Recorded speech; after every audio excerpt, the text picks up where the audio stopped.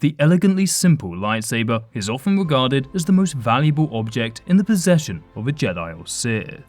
But as we explored in a recent holocron, this was certainly not the case for the ancient Sith, with many preferring the gruesome brutality of a traditional metal sword. But before we begin in earnest, we'd like to shout out Giga Chatty Daddy for suggesting this topic. Be sure to comment your burning lore questions, what ifs, and other Star Wars related topics down below for a chance to have your idea made into a video and to be entered into the VF Dooku Saber giveaway. As for the Jedi, their reverence for the lightsaber dates back much further than the Sith. To the Jedi, a lightsaber was more than a weapon, it was an extension of their connection to the Force, a physical manifestation of their oath to use their power to protect and preserve life. Due to this deep connection, the lightsaber transformed into the unofficial symbol of the Order, becoming entrenched within the often dogmatic views of the High Council. The High Council of the Jedi Order held a firm stance on the use of the lightsaber, deeming it the only appropriate weapon for a Jedi. This belief was rooted in the idea that the lightsaber required a connection to the Force, promoting discipline and control. In contrast, blasters, with their destructive and impersonal nature, were considered uncivilized and were outright rejected by the Council. But history shows that such a dogmatic adherence to the lightsaber is ironic. Unknown to most Jedi historians, the Jedi Order was literally founded on its rejection of the lightsaber. As those of you who have watched our Star Wars Legends timeline will know, the Jedi were once known as the Jedi, adhering to a strict balance in the Force. But after the invasion of their homeworld by the bloodthirsty ancient Infinite Empire of the Rakata, many of the Jedi embraced the Rakata's weapon, the Force Saber, an ancient variation of the lightsaber. However, once the Rakata were repelled, the Jedi descended into civil war between followers of the light, known as Ashla, and followers of the dark, known as Bogan. The causes of this war revolved around philosophy. The light side Jedi rejected the early lightsaber and the dark side, whilst the dark side Jedi embraced the lightsaber and the greater power it granted them. However, the followers of Bogan were eventually defeated. The remaining light side Jedi transformed themselves drastically, renaming themselves the Jedi and developing the Jedi Code. Having rejected the early form of the lightsaber, the Jedi reverted back to using Force-imbued swords, not again taking up the lightsaber for another few thousand years. Thus, it becomes clear that the rejection of the formidable lightsaber is perhaps one of the most Jedi-like things a practitioner of the Force could actually do. Amidst this historical backdrop, a few Jedi splinter groups emerged that dismissed the lightsaber, or at the very least severely reduced its importance within their teachings. But as we shall see, all of these heretical Jedi sects were rejected by the Jedi Order, either due to philosophical differences or outright discrimination, often leading to violent confrontation. Let us start with the TPO Paladins. Initially, these mavericks held a controversial belief that blasters, when used in conjunction with the Force, could complement the lightsaber in battle. This ideology was not only a practical consideration, but also a philosophical stance that the Force could guide a Jedi's actions regardless of the tool in their hand. After some experimentation, this Jedi sect came to believe that lightsabers actually weren't that dependable, instead relying upon whatever weapon the practitioner felt most comfortable with. The origins of these renegade Jedi unfolded during the tumultuous era of the New Sith Wars, approximately a millennia before the events of A New Hope. A Jedi Lord known as TPO, alongside his loyal followers the Paladins, chose to defy conventional wisdom regarding the lightsaber. TPO rallied his forces to join Lord Hoth's Army of the Light, a coalition formed to combat the Sith's Brotherhood of Darkness. Under TPO's command, these Jedi Paladins not only protected countless worlds from the encroaching Sith Empire, but also played a pivotal role in various battles across the galaxy. Indeed, they fought alongside the Jedi in the final few battles against the Sith. Driven by a desire to deepen their connection to the Force, the TPO Paladins adore masks designed to enhance their sensitivity to the Force's ebbs and flows. This practice was emblematic of their broader philosophy that a Jedi's prowess was not confined to traditional methods, but could also be augmented through various means, including Force-imbued technology.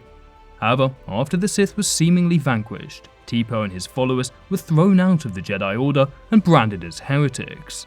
This was particularly significant, as at the time the Ruusan reformations were put in place. These reforms essentially demilitarized the Republic, making the Jedi the only individuals allowed to take up the role of peacekeeper.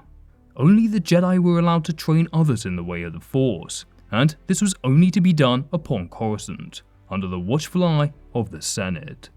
Due to the Ruusan reformations and their rejection by the Jedi Council, Teepo's followers were essentially renegades, either facing disbandment or even imprisonment. Undeterred, Teepo and his surviving Paladins withdrew from Coruscant, seeking solace in self-imposed exile where they could practice their beliefs without persecution. Over the next few centuries, Teepo's followers underwent yet another schism. More ideological members of their order broke off, seeking to further distinguish themselves from the Jedi. Known as the Grey Paladins, they held the Force in profound reverence, acknowledging its omnipresence and its vital role in sustaining life across the universe. Unlike traditional Jedi teachings that prioritized a direct and intensive engagement with the Force for tasks ranging from telekinesis to enhanced reflexes, the Grey Paladins adopted a philosophy that sought to better align with the Force's will. They did not perceive the Force as merely a tool to be wielded or as a reservoir of power to be tapped into. Instead, they viewed the Force as a subtle influencer, a guide that enhanced natural skills and abilities without becoming the sole focus of their reliance. This philosophy guided them towards developing skills that, while not directly drawing upon the Force in a conspicuous manner, were nonetheless augmented by it. The debate between the Grey Paladins and the mainstream Jedi thus revolved around the nature of dependence and autonomy in relation to the Force. The Grey Paladins sought to maintain a degree of independence, ensuring that their actions were as much a result of their own skills and decisions as of the Force's guidance. And this may not be as dumb as you might think. As you are probably well aware, the Sith wished to subdue the Force, with abilities like Force Lightning often being regarded as perversions of the Force, created through the domination of this divine energy. Thus, it is not really a stretch to suggest that abilities like Force Push were also subjugations of the Force that contorted it to perform unnatural phenomena. By contrast, the Grey Paladins did not attempt to dominate the Force in any way, embodying the principle of flowing like water through their adaptive and fluid approach to combat and life. Just as water takes to the shape of its container, the Grey Paladins molded their tactics and philosophies on the Force to fit the circumstances, rejecting rigid adherence to conventional Force applications.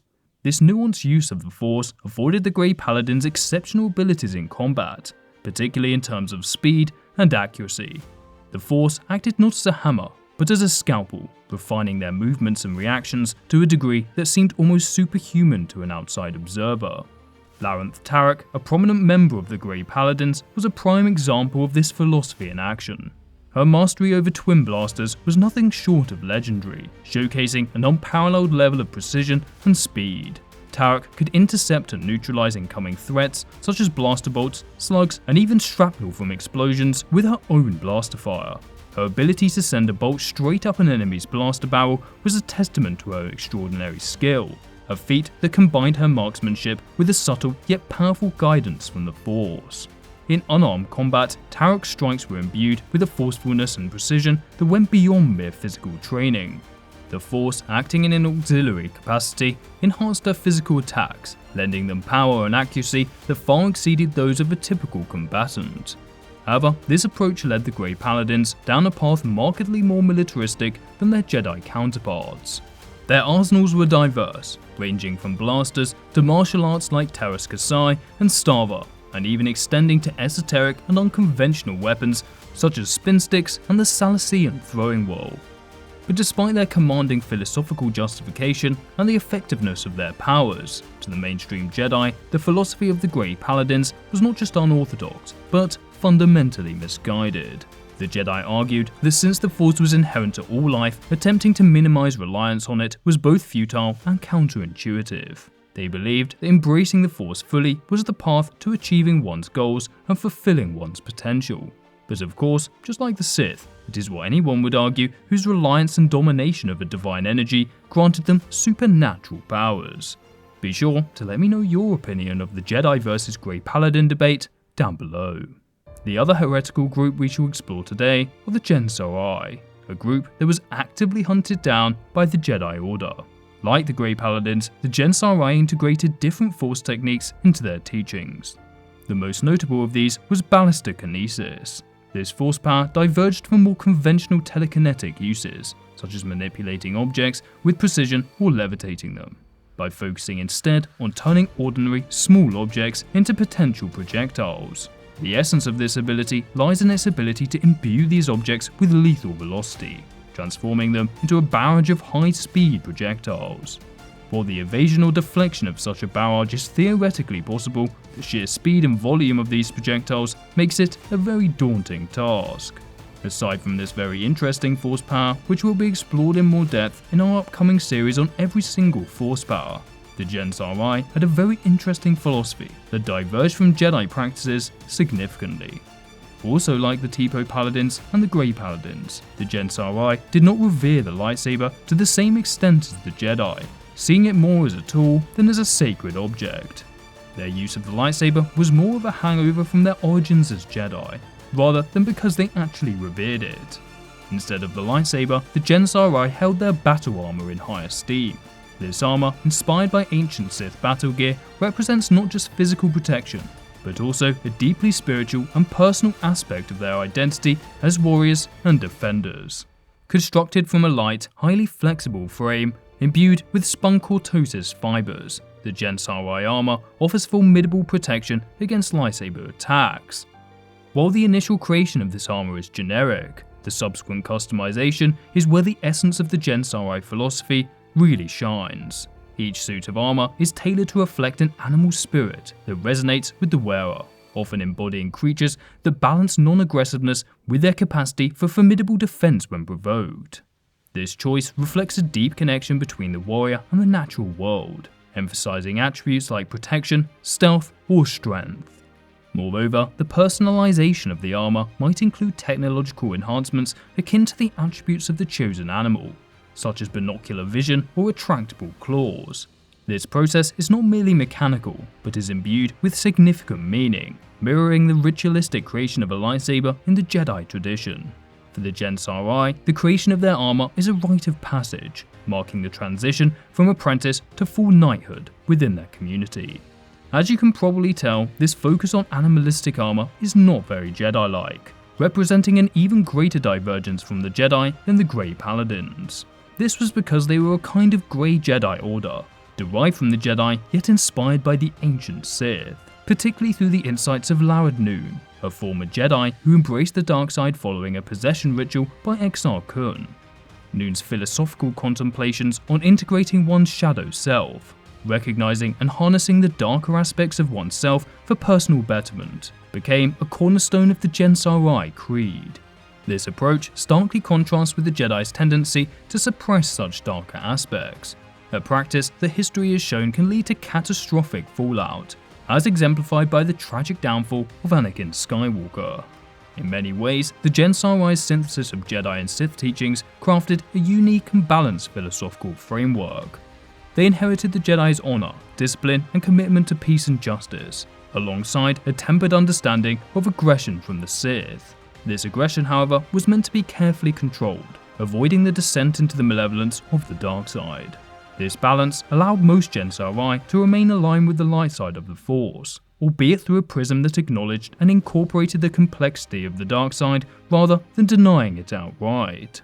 However, the Jedi Order did not simply view the Jarai as misguided like they did with the Grey Paladins. They instead deemed them as a threat which must be eradicated. The revelation of Count Dooku's fall to the dark side, alongside rumours of a shadowy figure known as Darth Sidious, spurred the Jedi Council to the point of paranoia. Thus, they sought to uncover and eliminate any Sith influence that threatened the delicate balance of the Force and the stability of the galaxy. In the climate of uncertainty and desperation that characterized the Clone Wars, the Jarai came under Jedi scrutiny. The Jarai's Sith-inspired armor and their secretive nature made them objects of suspicion in the eyes of the Jedi. This suspicion was further compounded by the Jedi's lack of complete understanding of the Jarai's true nature and intentions. The Jarai's efforts to balance the light and dark were misinterpreted, leading to the Jedi to believe that they were dark side practitioners. Acting on this belief, the Jedi Council dispatched knights and investigators to confront the Jarai. This encounter soon escalated into violence, with this confrontation resulting in the loss of many Jarai lives. However, although their leader was killed and their base was destroyed, the remnants of the Jarai would go into hiding, managing to survive the Imperial era and eventually allying with Luke Skywalker's new Jedi Order. And that's all for today's video. To find out about the Sith who also rejected lightsabers, be sure to check out this video on screen now. Thanks for watching, and as always, may the Force be with you.